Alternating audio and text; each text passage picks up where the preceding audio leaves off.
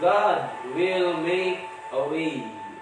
Amen? Gagawa ang Diyos. Nagkakaroon tayo ng technical problem. Mahina yung ating music. But I hope naririnig po niyo ang ating music dito sa aking laptop. Siguro yung wire natin. But I hope. Welcome to day 91 and God will make a way. Narinig po ba ninyo yung music? Kasi nagkakaroon tayo ng technical problem. Pero ganun pa man, He will make a way. Amen? So, He will make a way. God will make a way. Welcome po sa 30 minutong pagbubulay-bulay ng mga salita ng Panginoong Diyos at 30 minutong sama-samang pananalanginan. God will make a way. Pwede mo bang pakitype natin sa ating mga section comment? God will make a way. God will make a way. Yan. Amen. Wala akong imposible. Walang mahirap sa Diyos. Gagawa ang Diyos. Kapatid, ngayong umaga, sinasabi sa iyo ni Jesus, mahal ka niya. Kapatid, kaibigan, ngayong umaga, iminulat ng Diyos ang iyong mga mata. Ibinangon ka ng Diyos ngayong umaga upang maranasan mo ang kanyang pag-ibig. Sabagat nais ng Diyos na siya ay gumawa sa buhay mo. God will make a way. Come on, pakitype po. God will make a way. Gagawa ang Diyos. At ngayong umaga, gagawa ang Diyos sa buhay mo. God will make a way. Gusto niyang makibahagi sa buhay mo. All you have to do is to buksan mo ang buhay mo. Buksan mo ang puso mo. Open your hearts to the Lord. And He will make a way. Makikita mo kung paano gagawa, kikilos ang Diyos sa buhay mo. Para sa ating tawag ng pagbubulay, sa Romans 8:28. Sabi nito sa Romans 8:28, at nalalaman natin na sa lahat ng mga bagay, ang Diyos ay gumagawa sa ikabubuti ng mga umiibig sa Kanya. Sa kanila na mga tinatawag alinsunod sa Kanyang layunin. He will make a way. God will make a way. And in Romans 8:28, for our call to worship, all things work together for good. Amen? So let us bow our head and let us pray. Amang Diyos, sa pagsisimula po ng aming Day 91, ng aming pagbubulay-bulay, bagang merong technical problems, ang aming mga music, ang aming ginagamit sa live. But then, Lord, You will make a way. Gumagawa ko kayo ng paraan upang ang bawat isa ay katagpuin mo. And right now, Lord, makibahagi po kayo sa aming programa at sa tahanan ng bawat isa, mga kapatid, kaibigan, sa iba't ibang panig ng Pilipinas, sa iba't ibang bansa, na lagi po namin silang kasama sa pagbubulay na ito. Amang banal, makibahagi po kayo. May taas ka namin sa pamagitan ng aming mga pagpapasalamat at maidulog namin sa iyo ang lahat ng aming mga kahilingan at alam po namin sa pamagitan ng aming pananampalataya kay Jesus, You will make a way because God will make a way. All things are possible to You, O Lord. Amen. Nasanay kasi ako na malakas yung ating music. Ngayon, mayroon tayong technical problem. Parang naninibago ako. Amen? I hope narinig din po ninyo kahit papano yung ating background music. Paki-open po yung ating mga Bible sa ating tawag, sa ating pagbubulay-bulayan ngayong umaga. sulat ni Apostol Pablo sa mga ikalawang Korinto, kabanatang 4, talatang 17. 2 Corinthians chapter 4, verse 17. Sabay-sabay po nating basahin 2 Corinthians chapter 4,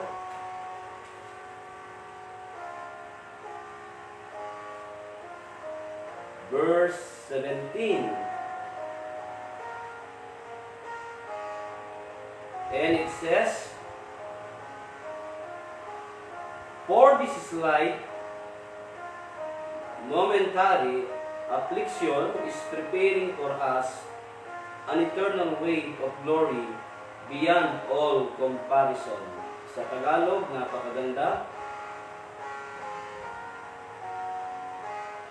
Ang bahagya at panandaliang kapighatiang dinaranas namin ngayon ay magbubunga ng kagalakang walang hanggan at walang katulad. Amen? Bago pa tayo dumako sa ating pagbubulay-bulay, pakinggan natin ang napakagandang awitin sa Tagalog. Napakaganda po nito, Manatili. So, kung pabilan po kayo doon sa kanta ng Hillsong na Still, ito po siya sa Tagalog version. Manatili. Habang tumutugtog po, pakitype po, "God will make a way, kaya ako'y mananatili sa iyo." O, di ba? God will make a way, kaya ako'y mananatili sa iyo.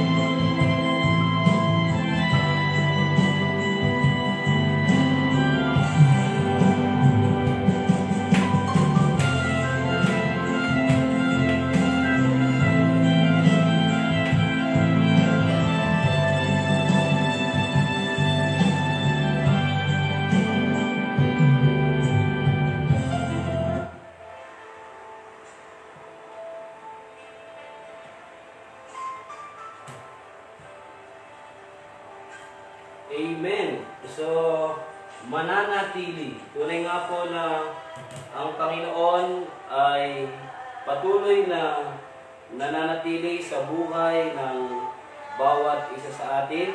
I hope na sa day na 91 natin ay ang Diyos pa rin ang magpapala sa atin.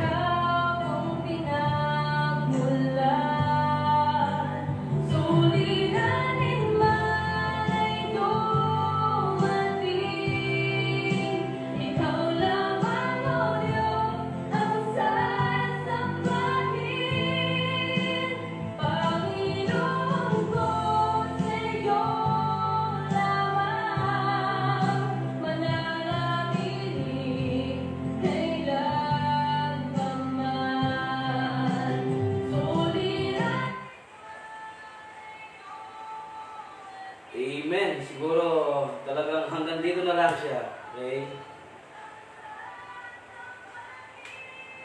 Salamat po sa napakagandang awitin, mananatili. Hindi siya naglulos jack, yung jack at saka yung speaker, yung laptop. Yung paano ba? Yung sinasaksakan ng laptop dito sa ilalim, yun ang sira. Kasi ilang araw na rin nagtulos na baniton. To God be the glory, sulit na itong laptop ko. Okay? Kasi po itong laptop ni Pastor, for 12 years na ako sa, mag-11 years na ako sa DepEd. Ito po yung first salary ko. Nung tumanggap ako ng first salary sa DepEd as public school teacher, ang una kong binili, laptop at saka cellphone. Kasi gamitin sa public school. And then, of course, for 11 years, biro mo naman ang laptop ko. Sinishare ko lang ko ito, no? Ginagamit Monday to Friday sa school, then Saturday, Sunday sa church, ginagamit ng mga young people sa praise and worship, sa projector, then Sunday worship, siya rin ang ginagamit natin doon sa television. Okay? So, kaya siguro nag-boost na rin siya. Anyway, pwede pa naman. To God be the glory. Ano po? Kaya salamat sa aking laptop na napakalaking serbisyo sa ministry ng Panginoon. Marami ng kaluluwa din ang nailigtas nitong laptop na to sa pamamagitan ng mga ipinapalabas niyang mga words of God na nababasa sa wall, mga praise and worship, napapagpala ang mga tao. All things work together for good. Amen po. So, salamat sa Panginoon sa day 91 ng ating pagsasama-sama. God will make a way. And manatili tayo sa Diyos. Kasi mamayang tayo ay nananatili sa Diyos, He will provide. Amen? Naniniwala ba kayo doon na Jehovah Jireh? Amen? He is Jehovah Jireh. He is our provider. Amen? Malay ninyo, sa susunod na buwan, may bago tayong laptop, may bago tayong cellphone. Okay? At malay ninyo, meron na tayong, yung pagbubulay-bulay natin, makakuha tayo ng slot sa 702 DCAS. Amen? So, dito nakita yung mga vision ni Pastor, mga vision natin, mga pangarap natin, for the glory of the Lord. Malay natin, di ba? Sino ba mga pastor na Methodista ang nakakuha ng slot dyan sa, meron pa ba yun 702 DCAS? Meron pa, kasi ang takay ko,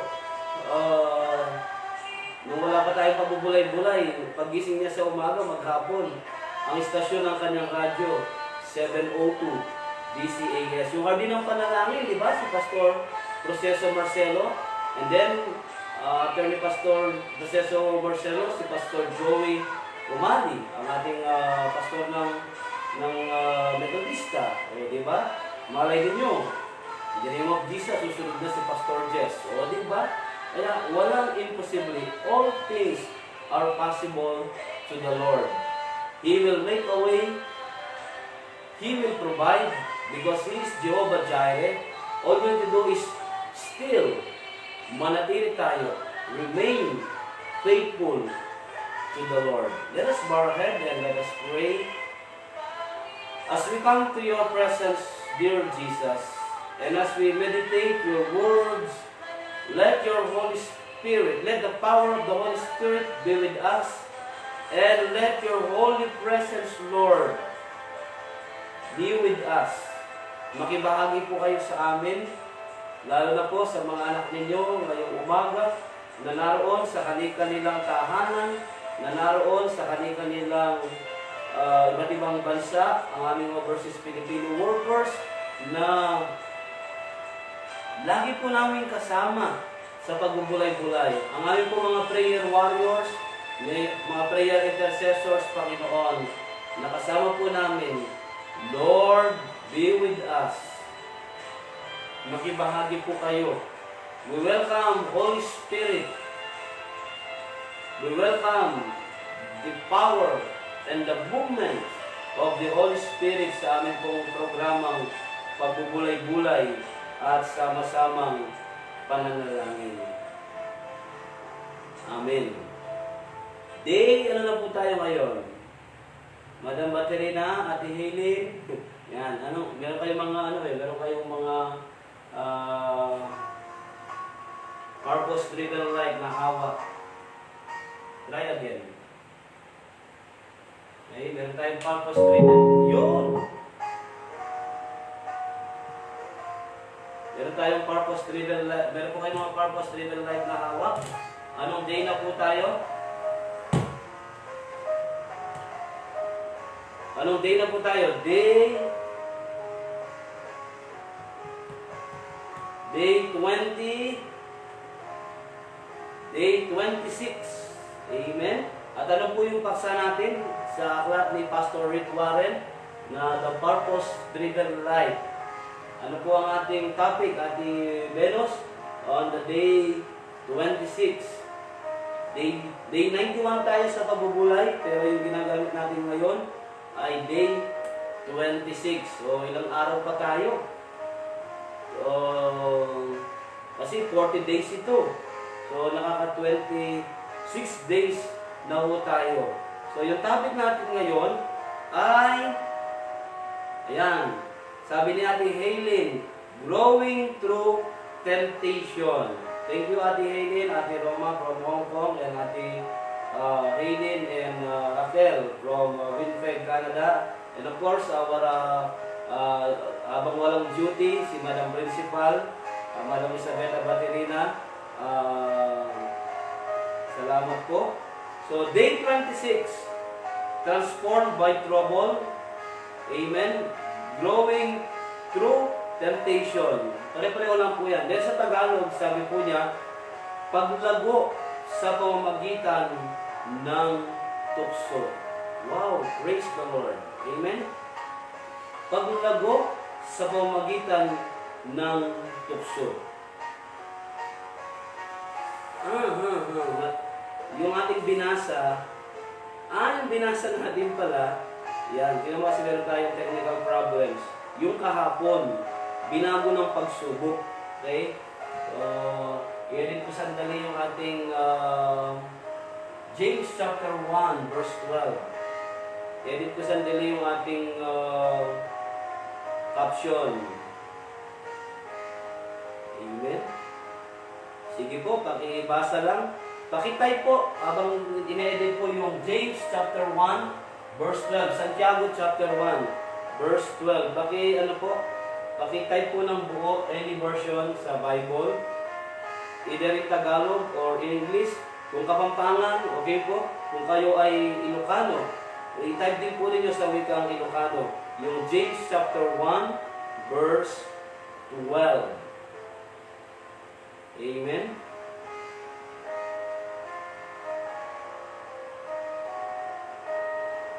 Ine-edit ko lang po yung ating caption para magtugma yung ating pinagbubulay-bulayan doon sa ating caption sa James chapter 1 verse 12. So bakit ko po pinapatype ng buo? Kasi yung mga ibang kasama natin, hindi naman po umaga sa kanila. Merong madaling araw, merong hapon, and then meron din po sa atin na nasa trabaho. Kaya at nagchat-chat sa akin, Pastor, during our break time, o pag-uwi sa bahay, pinapanood po natin. At least, kung wala man silang dalang Bible sa trabaho nila, habang pinapanood po nila, sa pamagitan po ninyo mga kapatid, nababasa po nila yung mga Bible verses na ating pinagbubulay-bulayan. Amen po? So, James chapter 1, verse 12. Thank you, Ate Haylin. Happy is the man who doesn't give in and do wrong when he is tempted, for afterwards he will get as his reward the crown of life that God has promised those who love Him. Amen. Thank you po, Madam Isabella Baterina. Nagre-report na po kami since May 18. Malaking tulong po sa pabaon everyday and devotion natin. To God be the glory. Kahit po ako, dahil kaibigan natin ang principal, so after my live streaming, mga 8:30, pupunta din po ako sa school. At salamat sa inyong mga panalangin. So, James chapter 1 verse 12, mapalad ang taong nagtitiis ng pagsubok sapagkat kapag siya ay subok na, siya'y tatanggap ng putong ng buhay na ipinangako ng Panginoon sa mga nagmamahal sa Kanya. Amen? So, ang bawat tukso ay isang pagkakataong makagawa ng mabuti. Sino sa atin yung hindi nakaranas ng tukso? Sino sa atin yung hindi nakaranas ng tukso sa buhay? Ng pagsubok sa buhay? Okay? So, tingnan natin, dito sa sulat ni James, napakaganda, mapalad ang taong nagtitiis ng pagsubok kapag siya'y matapos masubok, siya'y tatanggap ng putong ng buhay. Sino na sa atin yung hindi nasubok? Lalo na yung ating pananampalataya. Siguro lahat tayo nakaranas. Iba-iba din yung mga pagkakataon. Iba-iba din yung mga karanasan. Sa James chapter 1, verse 12. Even si Jesus. Di ba? Saan matatagpuan yun? Sa Matthew? Ilang beses tinukso si Jesus ng diablo after ng 40 days ng kanyang prayer and fasting. So siya dinala ng diablo. Diba, Madam Baterina? Ate Haylin, Ate Raquel, Ate Roma, ang mga mabibilis sa Bible. Saan yan? Yung temptation of Jesus sa Gospel. Yan. Basahin natin dyan, i-comment ng ating mga bihasa sa mabibilis na mag-type sa ano po, lahat naman tayo, alam natin yun sa Bible. Kaya itong mga taong ito, sila ate, sila madam, mabilis mag-type. Kaya, praise God, na ginagamit kayo ng Panginoon para yung mga Bible verses, ma-type po dyan, and then yung mga nasa work, mabasa po nila. Okay? So, even si Jesus po, nakaranas ng tukso. Diba? Sa Gospel of Matthew, nakasulat po yan. Yan, basahin niyo dyan sa comment kung saan matatagpuan. Ang bawat tukso ay isang pagkakataong makakagawa ng mabuti. Sa landas na tungo sa pagiging malago sa pananampalataya, maging ang bawat tukso ay maaaring maging batong ahakbangan kaysa batong katitisuran. Amen? So, napakaganda po nito. Ayan, sabi ni Ate Raquel, Matthew chapter 4, verse 1 to 11. Talaga bang day 26 na tayo? Hindi ba tayo day 25? O advance kayo, o huli ako. Kasi ang binasa ko gabi, yung day 25. Yeah. Tingnan nyo kasi day, ano na tayo, day 90. Okay? Day 91.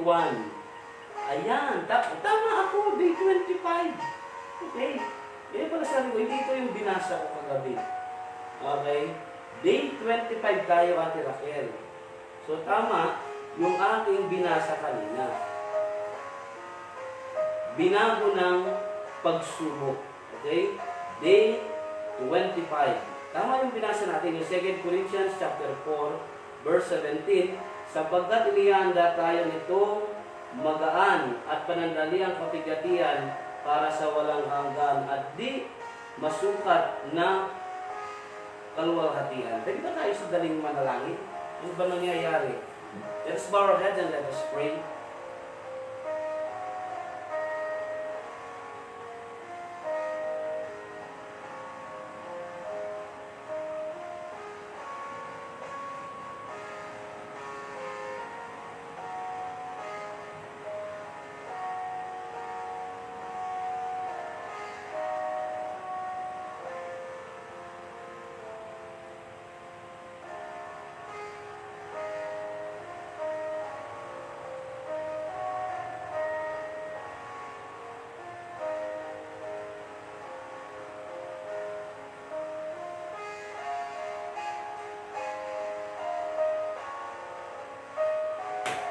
Amen.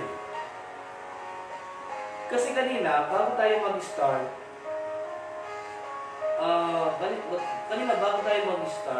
nawala rin yung signal ng Wi-Fi. Okay? So, siguro, 10 minutes before 5:30, nawala yung signal ng Wi-Fi. So, ang ginawa ko, nireset ko. Kaya kahit anong reset ko, wala. So, 1 minute before 5:30, 5:29, sinubukan ko naman itong, although alam ko nag-launch yung laptop, okay? Bro, mula kahapon, tsaka nung Sunday, nag-launch naman. Pero kanina, ang daming troubles. Hanggang ngayon, tingnan niyo. So, iba yung pakiramdam ni Pastor Jess, okay? So, tingnan niyo, biglang bumaan yung aking pakiramdam. Amen? So, talaga ng Diablo. Amen? Ang Diablo kasi, gagawa ng paraan para ma-distract ka. Ang Diablo gagawa ng paraan, okay? Kung ano-anong gagawin para yung pagbubulay natin, adlangan po niya. You know what? Kaya ang Diablo pilit na gumagawa ng paraan para adlangan tayo kasi nakikita niya ang programa natin maraming naaabot ni Jesus. Amen?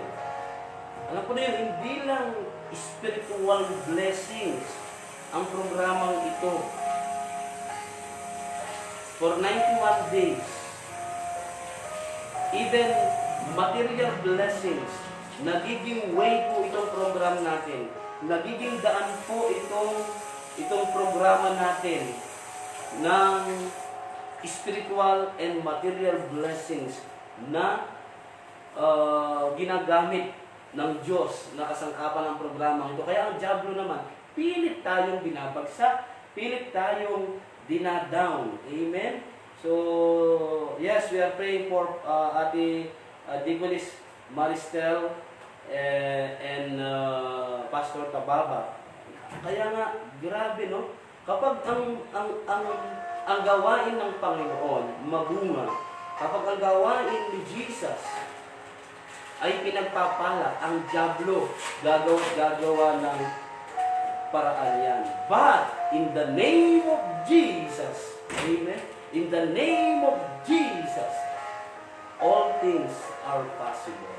Gagawa ng paraan ang Diyos. Okay? So, 2 Corinthians chapter 4, verse 17, sapagkat inihanda tayo nitong magaan at panandaliang kapighatian para sa walang hanggan at di masukat na kalwalhatian. Binago ng pagsubok. Ayan. So ngayon, binago ng pagsubok. Bukas, sa day 92 natin, doon papasok yung James chapter 1, verse 12. Amen? So ngayon, binago ng pagsubok. Ang tanong, sino ho sa atin ang hindi nakaranas ng pagsubok? Sino ho sa atin ang hindi dumaan sa proseso ng pagsubok? Sino ho sa atin ang hindi nakaranas ng salitang pagsubok. Lahat po tayo. Amen? Kaya sabi ni Pastor Rick Warren, ang Diyos ay may layunin sa likod ng bawat problema. At sino po sa atin ang hindi nakaranas ng problema? Sino po sa atin ang hindi pa nakaranas kahit minsan sa kanyang buhay na nakaranas siya ng problema?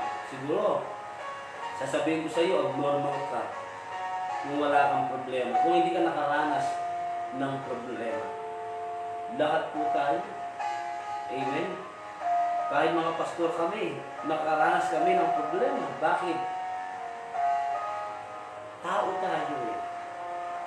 Okay? At nandyan ang diablo. Akala ng diablo mahina tayo. Okay? Kaya binibigyan niya tayo ng mga pagsubok. Kung bisa nakala natin, pag dumarating yung mga problema, dumarating yung mga pagsubok, lalo na mabigat na pagsubok para tayo pinagbagsakan ng pinagkluban tamo ng banuang ng yato. Okay? Para tayo pinagsakluban ng langit at lupa. Then tinatanong natin, bakit Lord? Bakit binigay mo ang pagsubok na ito? Remember church, ang Bible, even in the story of Job, ang diablo, ang siyang nagbibigay ng pagsubok. Lahat gagawin niya para lumayo ka sa Diyos. Okay? Lumayo ka kay Jesus. Pero, ang sabi ng Bible, ito'y pinapahintulutan ng Diyos. Okay? May kapahintulutan ng Diyos sa mga problema natin, sa mga pagsubok natin, pero alam ng Diyos na kakayanin natin ito. Kaya ang pagsubok sa tao, ang diablo ang nagbibigay. Ano sabi ng Diyos kay Satan? Ano sabi ni Satan? Nakita mo ba yung tapat kong anak na ito? Si Job? Kaya lang naman siya. Kaya mo lang naman siya nagtapat siya sa'yo, naglilinggo sa'yo, pinagpapala mo siya. O ano yung conversation nila? Bahala ka, kung ano gusto mong gawin, huwag mo lang kukunin yung kanyang buhay. Sa ibang version, huwag mo lang siyang papatayin. Di ba? Anong ginawa ng diablo? Ang diablo ang nagbigay. Ang daming ginawa kay Job. Pero tingnan ninyo, nanatili pa rin si Job sa kabila ng mga pagsubok. Di ba? So, ang diablo talaga, yayanigin tayo. Ang diablo, gagawin niya lahat para ikaw ay malayo sa Diyos. Subalit makikita natin tayo mga anak ng Diyos. Nakikita natin sa mga pagsubok na dinaranas natin, kumikilos ang Diyos. At kasama natin ang Diyos. Pwede pa kita natin sa section comment?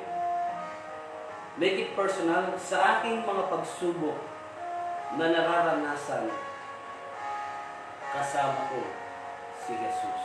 Wow, grabe no? Kasama ko si Jesus sa mga pagsubok, sa mga problema na aking nararanasan. Yes, kapatid, God is with you. God is with us.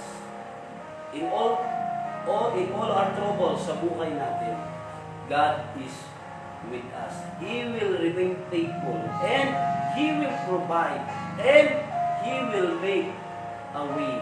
Yeah? Ang Diyos ay may layunin sa likod ng bawat problema. Ginagamit niya ang mga nangyayari sa atin para palaguin ang ating karakter. Sa katunayan, mas ginagamit ng Diyos ang mga pangyayari kaysa sa pagbasa natin sa Biblia. Para gawin tayong kawangis ni Jesus, maliwanag ang dahilan, umaharap ka sa iba't ibang mga pangyayari sa araw-araw. Nagbabala si Jesus na magkakaroon tayo ng mga problema sa mundong ito. Walang sino man sa atin ang di tinatablan ng sakit o kaya di umaharap ng paghihirap. Wala rin nabubuhay ng di dumaraan sa pagsubok. Ang buhay ay isang serye ng mga problema. Sa tuwing nalalampasan mo ang isa, mayroong naghihintay na kasunod. Hindi lahat ng pagsubok ay malaki, pero ang lahat ay mahalaga sa prosesong inihanda ng Diyos para lumago ka. Si Pedro ang nagsilbing normal lang ang magkaroon ng problema.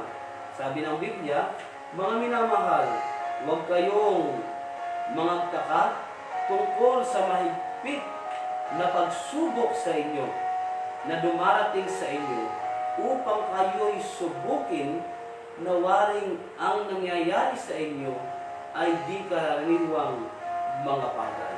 Amen? So, tingnan natin, salamat sa aking mga pagsubok, sa aking mga problema, sa aking mga suliranin, kasama ko si Jesus. Wow! So, anong tigatig mo? Diba? Anong pinaglulungkot mo? Anong pinoproblema mo? Kasama mo si Jesus sa laban mo? Kasama mo si Jesus sa problema mo? Kasama mo si Jesus? Diba? Hindi lang mga anghel ang kasama natin. Hindi lang mismo ang kapangyarihan ng banal na Espiritu ang kasama natin. Mismong si Jesus ang nangako na siya ay kasama natin. Ginagamit ng Diyos ang mga pagsubok sa buhay natin para mapalapit tayo sa Kanya. Sana ang tao ganyan, di ba? Ang problema, ang tao, kapag nandoon sa kasagsagan, sa gitna, o sa simula pa lang, o sa wakas ng kanyang pagsubok, ng kanyang problema, instead na mapalapit siya sa Diyos, instead na lumapit siya sa Diyos, ang tao kung madalas, sinisisi niya ang Diyos. Madalas ang tao kung kani-kanino lumalapit. Madalas ang tao kung kani-kanino humihingi ng tulong. Nakakalimutan niya, ang mga pagsubok na yon ay kagagawan ng dyablo, kapahintulutan ng Diyos upang makita mo kung paano kumilos, kung paano gumawa sa buhay mo ang Diyos sa panahon ng mga suliranin. Kayang-kaya natin pagtagumpayan. Amen? In the name of Jesus, kayang-kaya natin pagtagumpayan. Pakisabi po, kayang-kaya natin pagtagumpayan. Amen? Magtatagumpay tayo sa mga pagsubok na yan. Bakit? Sa laban mo yan, sa pagsubok mo yan, hindi ka iiwan ni Jesus. Kasama mo si Jesus. Diba? Yun ang magiging problema. Ang tao is din na lumapit sa Diyos sa panahon ng mga pagsubok ng kanyang buhay. Ang tao ay lalong lumalayo sa Diyos. Pero tayo, na mga anak ng Diyos, alam natin na pagkatapos ng pagsubok na ito, ay makakamtan natin ang mga pangako ng Diyos sa buhay natin. Amen? Ang pinakamalalim mong karanasan sa pagsamba at sa pagiging malapit sa Diyos ay nangyayari sa mga panahon na madilim. Anong ibig sabihin ni Pastor Rick Warren dito? Ang pinakamalalim mong karanasan sa pagsamba at sa pagiging malapit sa Diyos ay nangyayari sa mga panahon na madilim. Diba? Umisa talagang natetest yung faith natin eh. Okay? Minsan sasabihin pa ng tao, Pastor, kung kailan po ako nakakilala kay Jesus, Pastor, kung kailan po ako naging born again Christian, Pastor, kung kailan po ako tumanggap kay Jesus, bakit nagkasunod-sunod po yung problema? Diba? Pastor, bakit po kung kailan ako na born again? Kung kailan po ako nagpumasok sa church? Bakit ang dami pong problema, sunod-sunod? Buti pa nang hindi ako followers ni Jesus. Diba? Ayan. Diyan nagsisimula yung pagsubok ng iyong pananampalataya. Kung magpapatuloy ka kay Jesus, or bibitiw ka sa Kanya, babalik ka sa dati mong buhay. Diba? Bakit ang Diyos? Sinisi na ang Diyos. Kaya kung minsan ang pagsubok, ang problema, hindi rin gagawa ng dyablo kung minsan eh. Diba? Kung minsan ang tao rin ang may kagagawan. Pero subalit, dadapwat ngunit bagkus, ang Diyos nakatingin pa rin sa atin. Pinagmamasdan tayo nakatanaw ang Diyos sa buhay ng bawat isa. Amen? Kung gugustuhin ng Diyos, maaari niyang ilayo ang kahit sa sino mula sa kapahamakan at paghihirap. Nailigtas na sana niya si Jose mula sa pagkabilanggo. Saan po matatagpuan sa Bible yung story of yung istorya ni Jose, ni Joseph? The story of Joseph. Okay? Sana'y hindi na rin niyang pinahintulutang mahagis si Daniel sa kulungan ng mga leon. Saan sa Bible matatagpuan yung the story of Daniel? Nailigtas din sana niya si Jeremias mula sa pagkakahulog sa balon na puno ng burak. O saan matatagpuan sa Bible yan? O kaya naman sana hindi na niya hinayaang maranasan ni Pablo ng 3 beses ang sumakay sa mga barkong nawasak at lumubog sa dagat. Saan matatagpuan sa Bible yung story ni Paul na nasa karagatan sila, ilang beses na sira yung nawasak yung barko sa gitna ng karagatan, di ba? At sana hindi na niya pinayagang maitapon ang 3 binatang Hebreyo sa isang malaki at naglalagablag na pugon. O saan matatagpuan sa Bible yun? Ngunit hindi niya ito ginawa. Hinayaan niyang mangyari ang bawat pagsubok at ang resulta ay mas lalong napalapit sa kanya ang mga nilalang na dumaranas ng mga iyon. Di ba, kapatid? Talagang hinahayaan ng Diyos, pinapahintulot ng Diyos na mangyari sa buhay natin ang mga pangyayaring ito upang makita natin, upang maranasan natin ang pagkilos ng Diyos sa mga pagsubok na ito. In the midst of this pandemic situation, in the midst of this coronavirus, you can see the mysterious way, okay? The miraculous way of movements of Jesus in this pandemic situation. Amen? Yung himalang pagkilos ng Diyos sa pandemyang ito, nararanasan ng Diyos. Kaya kung minsan may nagtanong sa akin, Pastor, kalooban ba ng Diyos ang coronavirus, ang COVID-19? Binalik ko sa kanya yung questions. Palagay mo, kapatid, kalooban ba ng Diyos na mahigit 1,000 ang pumanaw sa COVID-19? Binalik ko sa kanya yung tanong, kalooban ba ng Diyos na bumagsak ang ekonomiya ng buong mundo? Kalooban ba ng Diyos na mahigit 100 tao ang may coronavirus sa Amerika, sa Italy?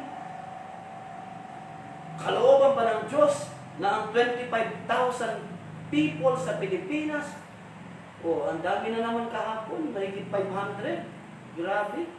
Diba kalooban ba ng Diyos yan? Kalooban ba ng Diyos na yung 1,000 people na namatay sa coronavirus, na nakaranas na kalungkutan ng kanilang mga mahal sa buhay, kalooban ba ito ng Diyos? Diba? Mapapaisip ka. But as Christians, bilang tagasunod ni Jesus, bilang mga anak ng Diyos, ang mga pangyayaring ito, nakikita natin kung paano gumalaw, kung paano kumilos ang Diyos. Diba? Kala nga ng diablo, nagtagumpay siya. Pinasara niya ang mga simbahan dahil sa coronavirus. Hindi lang ng diablo eh. Bandang huli, nakita niya na nagsara nga ang mga kapilya, ang mga church, nagbukas naman ang mga tahanan, nagbukas naman ang social media sa mga maraming pagsamba.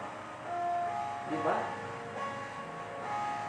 So makikita mo, in this pandemic situation, yung God will make a way. He will make a way. Kikilos at gagawa ang Diyos sa buhay natin. Di ba? Anong sabi ni Pablo? Bakit? Sa panahon lang ba ng problema? Sa panahon lang ba ng biyaya? Doon mo pa sasalamatan ng Diyos? Hindi ba? Sa lahat ng aspeto ng buhay natin. And sabi pa ni Paul sa mga taga-Roma, sa matatagpuan po, Madam Principal, Madam Isabeta, sino ang makapaghihiwalay sa atin sa pag-ibig ni Kristo? Ang suliranin ba? Ang pagsubok ba? Ang pandemic ba? Ang kalalagayan mo sa buhay? Ang kahirapan ba? Wala. Walang makapaghihiwalay sa atin sa pag-ibig ni Kristo. Kayo, ihiwalay po ba kayo kay Kristo? Ihiwalay po ba kayo kay Jesus? Ihiwalay po ba kayo sa Panginoon? No! No! Till the last breath, hanggang sa huling hininga ng buhay natin, maglilingkod tayo sa Diyos. Ito'y pinatunayan na ng mga karakter sa Biblia. Diba? Diba? After ng pagsubok, after ng tukso, after ng suliranin, napagtagumpayan nila ito, sila'y pinagpala ng Diyos. Sabi ni Pastor Rick Warren, anuman ang sanhi ng inyong problema, hindi ito mangyayari nang walang kapahintulutan mula sa Panginoon. Ang lahat ng nangyayari sa buhay ng isang anak ng Diyos ay isinasala ng kanyang Ama. Ang lahat ng kasamaang balak gawin ni Satanas laban sa atin ay gagamitin ng Diyos para sa ikabubuti natin. Wow, grabe no? Napakaganda po. Amen? Sapagkat ang Panginoon ay makapangyarihan sa lahat. Ang mga aksidenteng nangyayari sa buhay mo ay bahagi lamang ng layunin niya para sa iyo. Dahil bawat araw ng buhay mo ay tinakda ng ating Panginoon bago ka pa itinanganak. So bago pa tayo sa mundong ito lumabas, alam ng Diyos na mararanasan natin yan. Nakaplano ka na eh. Amen. Nandun ka pa lang sa sinapupunan ng nanay mo, nakita ka na ng Diyos. At alam niya na yung mga plano niya sa buhay mo. Alam na ng Diyos ang mga mangyayari sa iyo. Alam na ng Diyos na daranasin mo ito. Ngunit ito ginagamit ng Diyos para maranasan niya. Amen. Salamat po, Madam Principal, Madam Isabeta. Romans 8:18. Diba? Alam na ho, wala pwedeng magpahiwalay sa atin sa pag-ibig ng Diyos. Diba?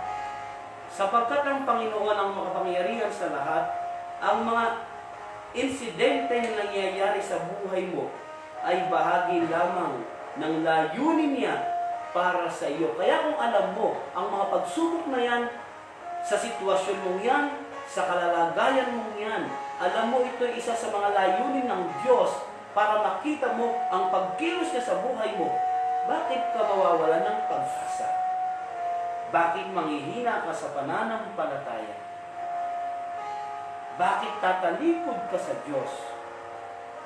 Bakit ihinto ka sa paglilingkod sa Diyos?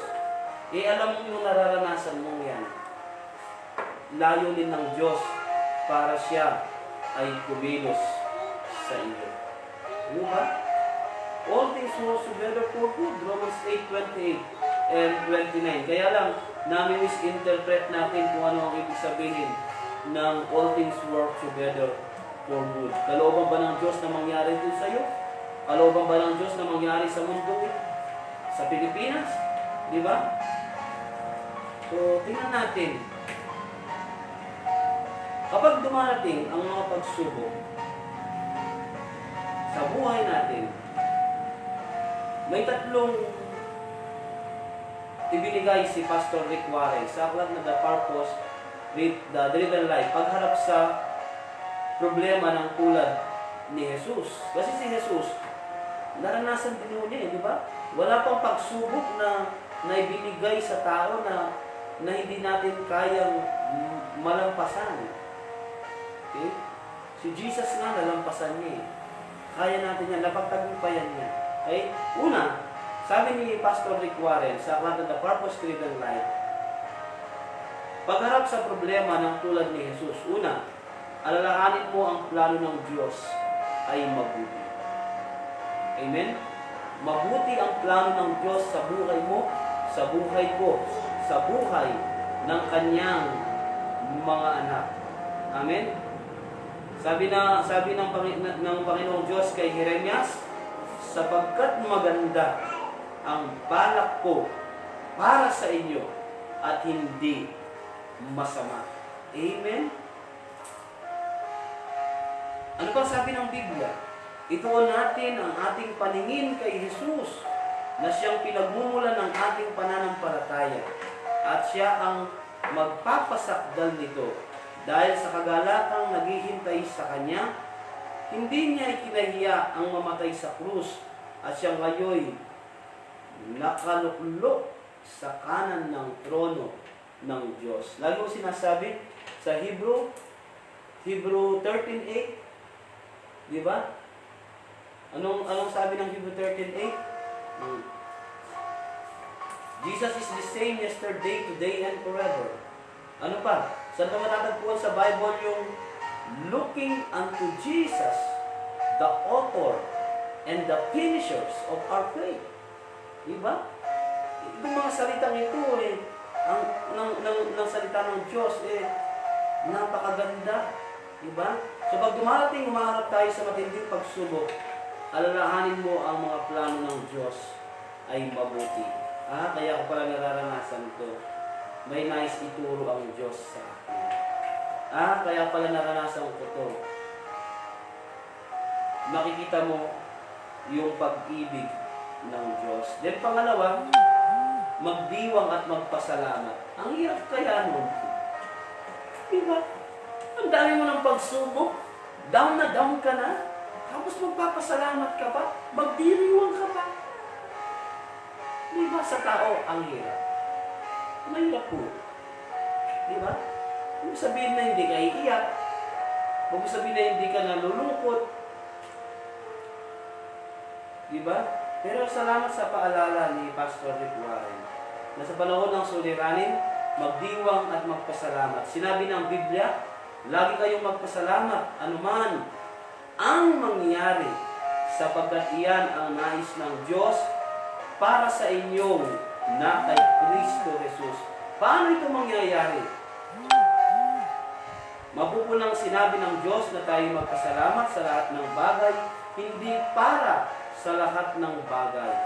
Hindi inaasahan ng Panginoon na tayo magpasalamat para sa kasamaan, para sa kasalanan, para sa paghihirap, o para sa masasakit na epekto ng mga nangyayari sa mundo natin. Sa halip, nais ng Diyos na pasalamatan mo siya dahil gagamitin niya ang mga problema mo, ang pandemic na ito, para isakatuparan ang mga layunin niya. Amen? Sinabi ng Biblia, magalak kayong lagi sa Panginoon. Hindi nito sinabing magalak dahil sa mga pighati. Ang ganito'y pagpaparusa sa ating sarili. Dahil dapat kang magalak sa Panginoon, anuman ang nangyayari, maaari mong ikagalak ang pag-ibig, pangangalaga, karunungan, kapangyarihan, at katapatan ng Diyos. Sinabi ni Jesus, magalak kayo at lumukso sa tuwa kung ito'y nangyayari, sapagkat malaki ang inyong gantimpala sa langit. Gayon din ang ginawa ng kanilang mga ninuno sa mga propeta. So, minsan, nami-misinterpret natin yung Bible, kung anong kahulugan. Magagalak ka, ganito, ganyan. No, ang sabi ni Pastor Rick Warren, magalak tayo, magdiwang tayo, Hindi dahil doon sa pagsubok na yan, sa problemang yan, nagdiriwang tayo, nagagalak tayo, dahil doon sa kalalagayan mo na kinakaharap mo sa uliranin na yan, nagagalak ka, nagdiriwang ka, dahil kasama mo si Jesus at He will make a way. Amen. Yun ang kagalakan. Yun ang sinasabi ni Pastor Rick Warren. And then, lastly, huwag kang sumuko. Amen? Ano yung una? Alalahanin mo ang mga plano ng Diyos sa iyong mabuti. Then pangalawa, magdiwang at magpasalamat sa mga pagsubok na yan dahil kumikilos, gumagalaw, tumutugon at kasama natin ang Diyos. And lastly, huwag kang sumuko. Amen? Pakitype po sa comment, hindi ako susuko. Amen? Sa mga pagsubok na ito. At kung wala ka mang pagsubok na kinakaharap ngayon, sa mga darating na pagsubok ng buhay mo, hindi ako susuko. Kapatid, kung ako sumuko sa mga pagsubok na kinaharap ko sa mga nakaraang panahon, taon, hindi na ako pastor ngayon, hindi ako teacher ngayon. Bakit? Sumuko ako. Pero remember, magpatuloy ka. Lagi mo sinasabi, pahawak ka kay Jesus. Pakalong ka kay Jesus. Kasi kung ikaw ang hahawak sa Panginoon, sa mga pagsubok na yan, sa mga problema na yan, ihilahin ka ng dyablo, balusin ka ng dyablo, bibigyan ka niya ng mabibigat na pagsubok, gaya ni Job, hanggang maalis yung kapit mo, yung hawak mo kay Jesus. Dahil hinila ka ng dyablo. Manikal na ka, ngawit na ngawit ka na pagod ka na. Gayon din, pag yumakap ka sa Panginoon, may tendency na maalis ang pagkayakap mo sa Kanya. Pero kung ang Diyos, ang Panginoong Jesus ang nahawak sa iyo, kahit anong gawing hila sa iyo ng dyablo, kahit anong bagyong hambalos, pagsubok ang dumating sa iyo, kahit anong gawing hila ni Satanas sa iyo, hindi ka mawawala sapagat si Jesus ang may hawak sa iyo. Kung si Jesus ang imayakap sa iyo, sabi mo, Panginoon, pinabayaan mo ako. Sabi mo, Panginoon, tutulungan mo ako. Sabi mo, Panginoon, kasama kita. Pero bakit ang mga nakikita kong yapak sa buhangin ay isa lang? The story of footprints in the sand. Ano sabi ni Jesus? Anak, ang nakikita mong nabakas sa buhanginan, sa akin yan. Ito, iyakap-yakap kita. Kalong-kalong kita. Kapatid, napakasarap. Napakasarap na hawakan, iyakapin tayo ng Panginoon. Lastly, na-comment ko ninyo, make it personal. Iyakapin po ninyo ako. Hawakan po ninyo ako, Panginoong Jesus. Pakitype po sa comment. Ikaw na nakaranas ng pagsubok, ikaw na nakakaranas ng mga suliranin, huwag kang sumuko, kapatid.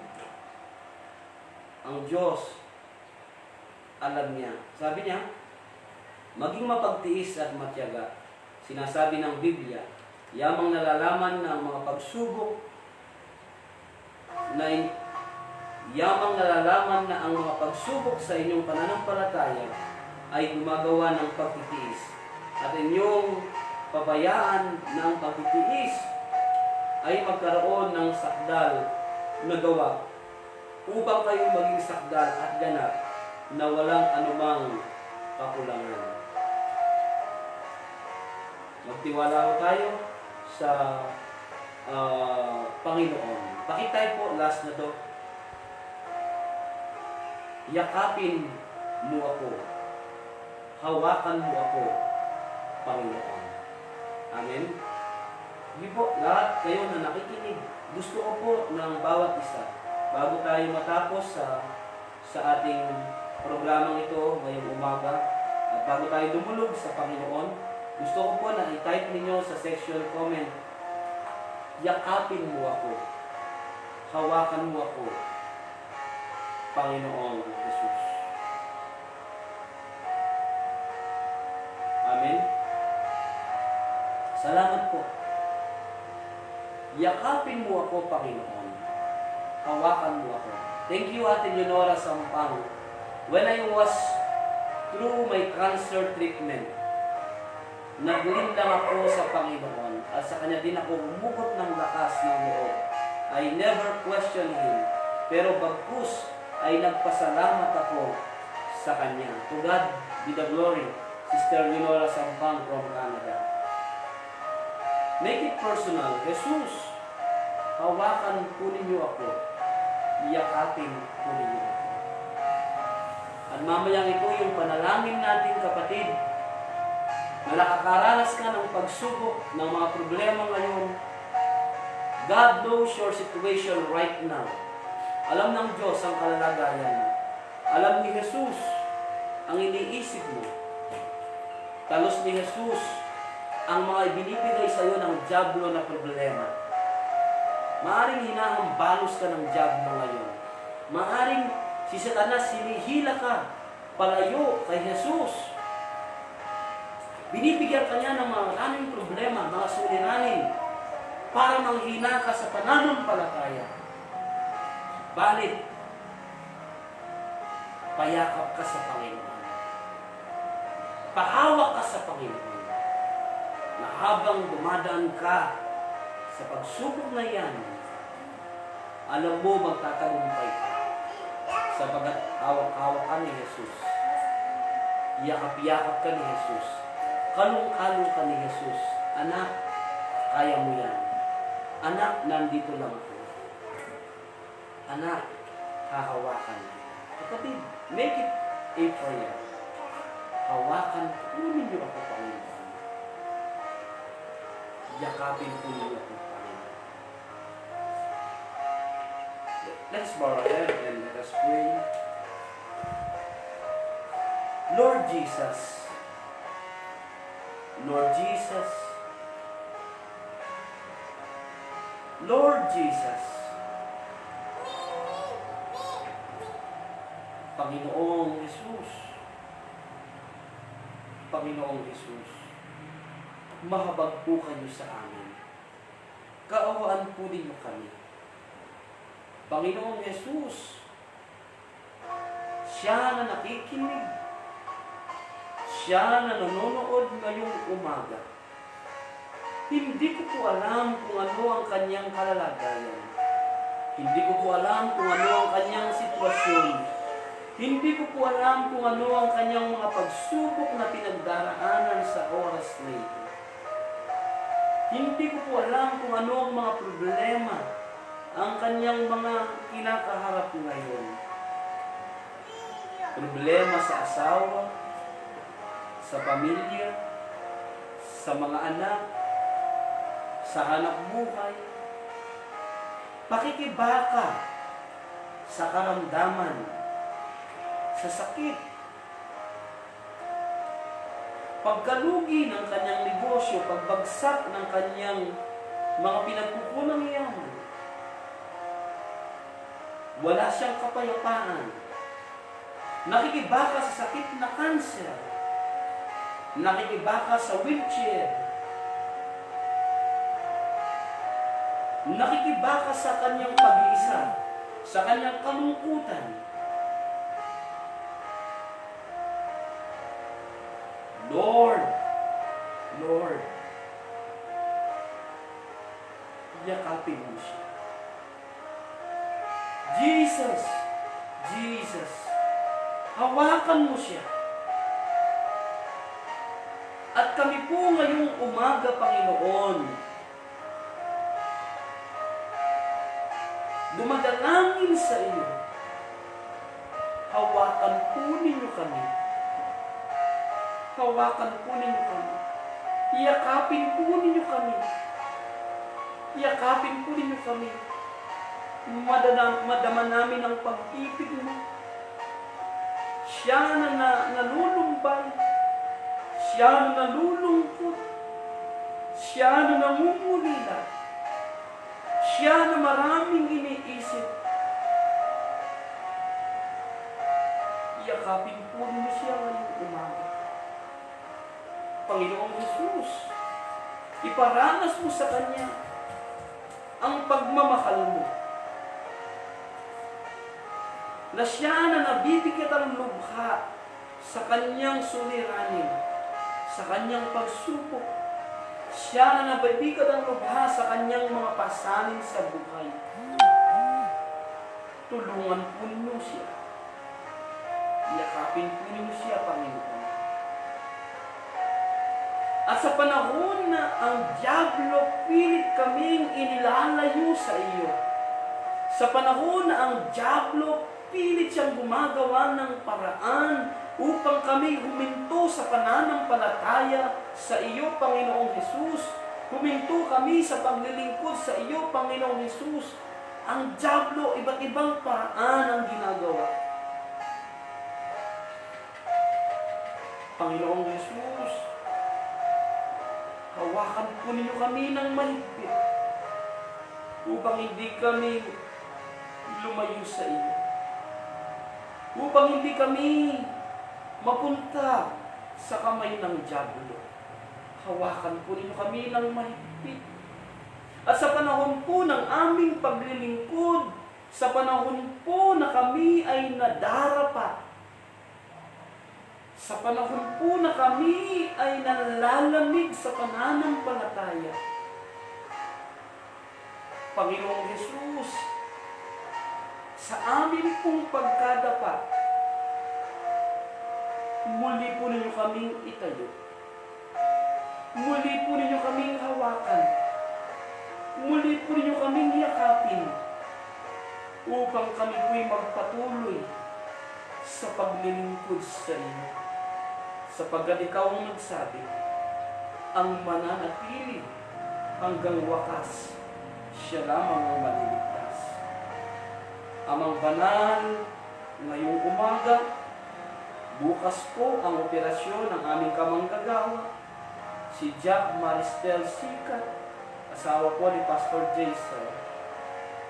In the name of Jesus, kasama po ng mga prayer warriors, mga prayer intercessors ngayong umaga. Nagkakaisa po kami sa diwa ng pagtawag sa iyo. Ang katagumpayan po ng operasyon ng stage 2 cancer kay Jack Maristel Sikat. Amang banal, yakapin mo siya. Hawakan mo siya. Ialis mo ang takot. Ialis mo ang pangamba. Yakapin mo siya. Tulungan mo siya. Ang mga doktor, ang mga nurses, na gagamitin mo sa katagumpayan ng operasyon, bendisyonan po ninyo ang mga ito. Ang mga banal, ang mga gamot na kanyang iinumin, basbasan po ninyo ito upang maging daluyan ng kanyang kagalingan. We pray, Lord, open the windows of heaven in the name of Jesus. In the name of Jesus. Buksan mo ang mga durungawan ng langit. Ibuhos mo sa sambahayan ni Pastor Jason ang mga pangailangang pinansyal na pambayad sa kanyang operasyon. We pray for Jack Maristel Sikat. Lord, salamat. We pray for Pastor Cruzaldo Tababa. Sa kanya pong 3 times a week na dialysis. Panginoong Diyos, salamat po sa kanyang pinagdaraanan nakikita namin sa Kanya ang tunay na anak mo, tunay na pastor, tunay na lingkod mo. Napakalaki ng Kanyang pananampalataya, paglilingkod sa iyo. Sa Kanyang pagsubok na kinakaharap, hindi mo siya iniiwan. Hindi mo siya pinapabayaan kasama ng Kanyang pamilya.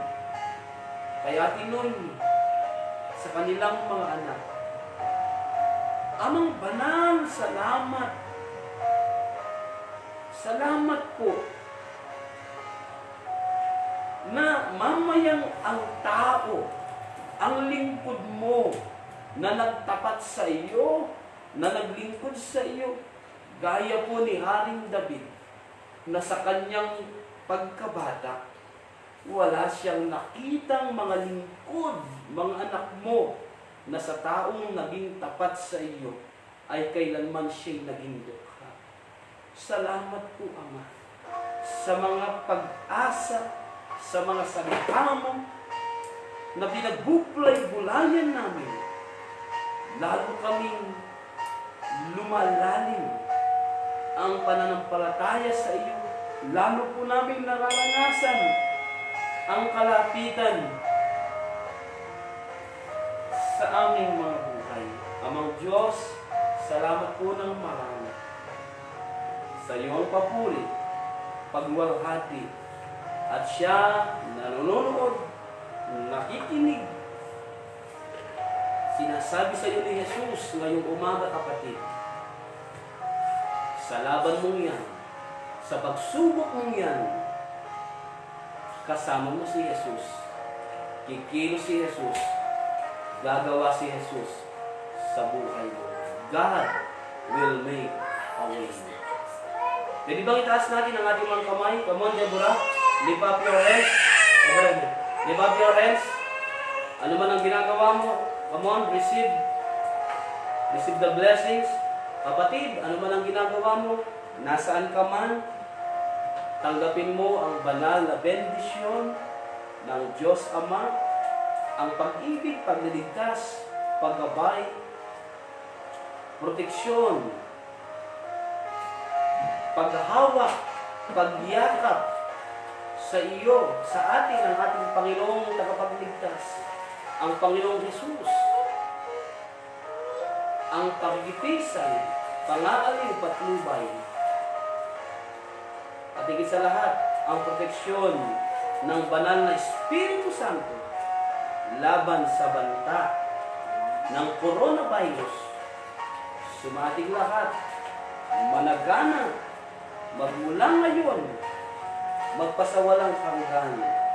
In the name of the Father, and of the Son, and of the Holy Spirit.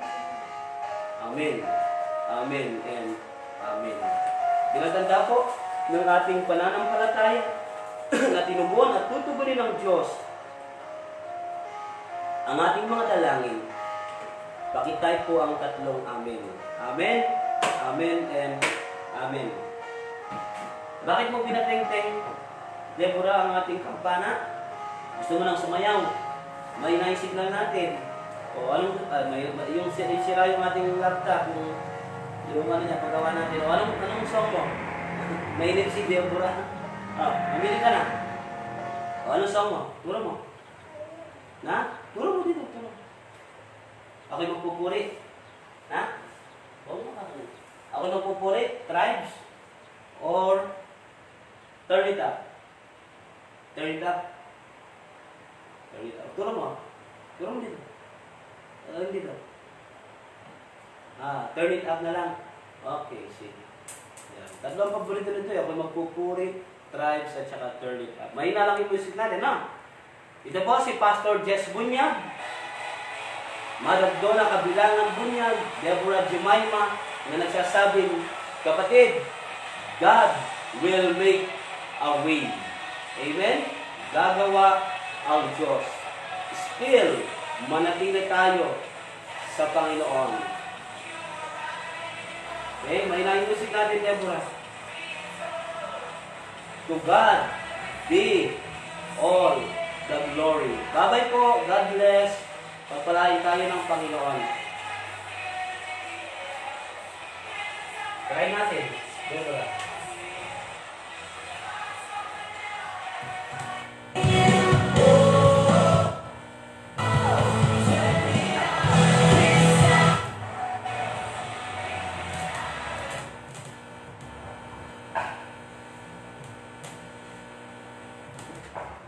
Babay ka. Babay.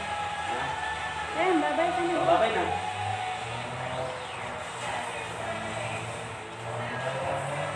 Bye-bye po. God bless you bukas. To God be all the glory.